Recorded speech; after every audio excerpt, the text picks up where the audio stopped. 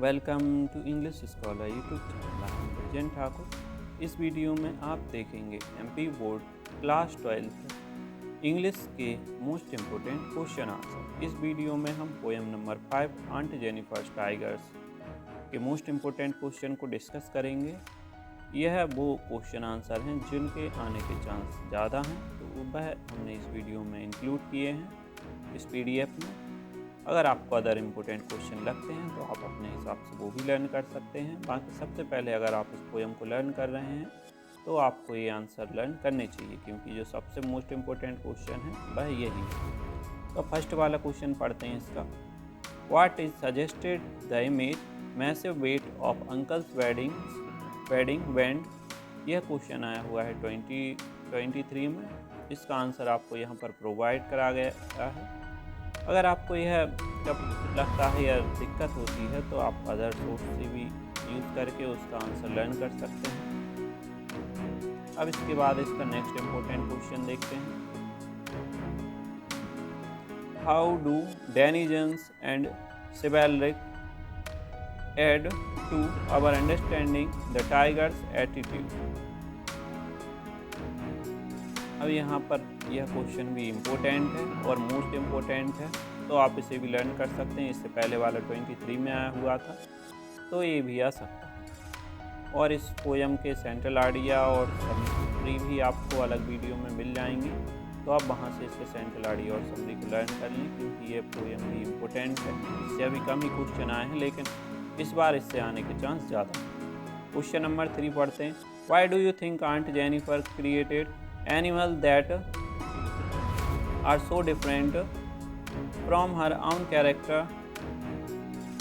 What might the poet be suggesting through this difference? अब इससे हो सकता है कि इतना ही क्वेश्चन आ जाए, यहाँ से लेके ऊपर वाला जितना भी था यहाँ तक कैरेक्टर तक, या फिर हो सकता है पूरा क्वेश्चन भी आ जाए, तो आप उसके हिसाब से लर्न कर सकते हैं। अगर आधा क्वेश्चन आता है तो आप यहाँ तक फियरफुल तक लिखें, और अगर पूरा क्वेश्चन आता है तो आप ये पूरा भी लिख सकते हैं। तो क्वेश्चन हो सकता है आधा भी आ जाता है। कई बार क्या होता है, एक क्वेश्चन में 2 क्वेश्चन रहते हैं तो आधा क्वेश्चन पूछ लिया जाता है, मतलब एक क्वेश्चन ही पूछ लिया जाता है, एक क्वेश्चन को छोड़ दिया जाता है। तो ऐसे भी क्वेश्चन आते हैं। और कई बार क्या होता है कि जो आंसर आपने लर्न किए होते हैं वो नहीं आते हैं, तो उसके लिए भी आपको प्रिपेयर होना रहेगा कि आपने जो आंसर याद किए हैं ना, उन्हीं से क्या है, जो आंसर हमने याद किए हैं तो उसमें थोड़ी समरी टाइप की रहती है चैप्टर की, तो उनसे मिलाकर भी हम एक दूसरा आंसर बना सकते हैं।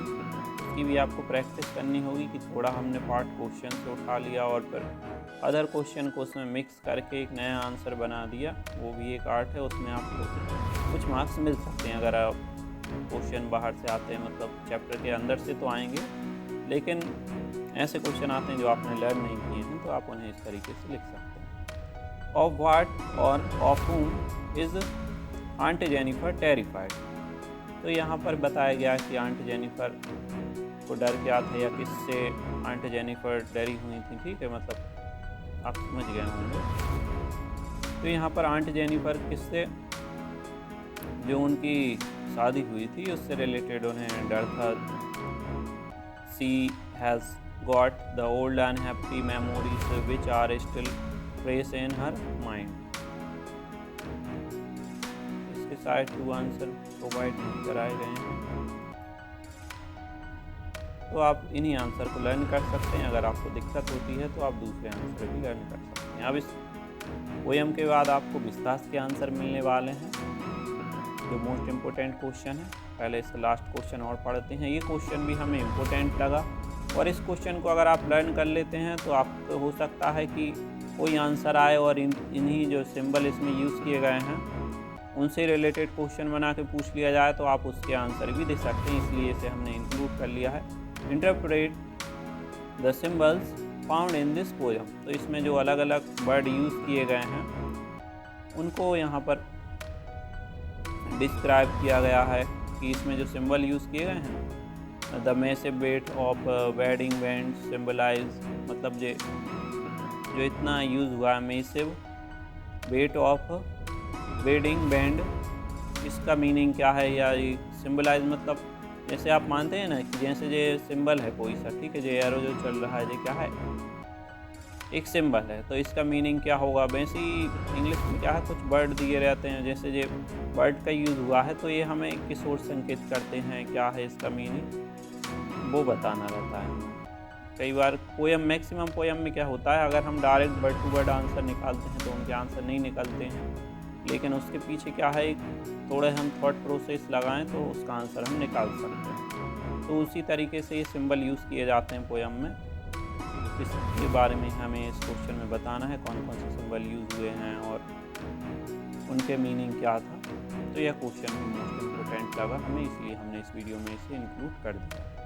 अब इसके बाद जो वीडियो आने वाली है वो किसकी होगी, विस्तास की होगी, यहाँ पर आप देख चुके होंगे। तो नेक्स्ट वीडियो में हम विस्तास के जो इम्पोर्टेंट क्वेश्चन है चैप्टर वाइज समझेंगे, जो मोस्ट इम्पोर्टेंट क्वेश्चन है। अगर आपको यह वीडियो अच्छी लगी हो तो इस वीडियो को लाइक करें, और अगर आप चैनल पर न्यू हैं तो चैनल को सब्सक्राइब करें। Thanks for watching.